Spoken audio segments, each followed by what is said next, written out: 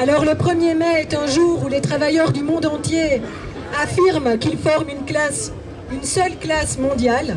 Au 1er mai, on affirme que ce ne sont pas les peuples qui sont ennemis, ce sont les capitalistes qui se disputent les marchés, les ressources et les profits. Et face au discours de plus en plus va-t-en-guerre et nationaliste, le 1er mai, c'est dire que les seuls ennemis des travailleurs, ce sont leurs exploiteurs.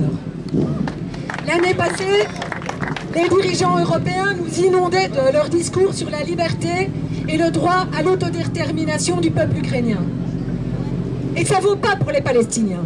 Aujourd'hui, l'hypocrisie des dirigeants capitalistes s'étale au grand jour, alors que tous, ils soutiennent et financent les assassins de dizaines de milliers de Palestiniens. Les soldats, les populations meurent. Et qu'ils soient russes, ukrainiens, palestiniens, israéliens, soudanais, congolais, les peuples meurent. Et ils ne meurent pas pour défendre leur pays. Ils ne meurent pas non plus pour leur liberté. Non, les peuples meurent dans des guerres causées par les intérêts capitalistes. Alors le message du 1er mai, c'est aussi que les travailleurs n'ont aucun intérêt dans ces guerres capitalistes pour accaparer les ressources de la planète et imposer leur placement de leurs produits.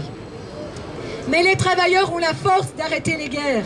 C'est ce qu'ont fait les Russes en 1917, en faisant la révolution et en prenant le pouvoir à la bourgeoisie russe, malgré les bourgeoisies allemandes, anglaises, françaises.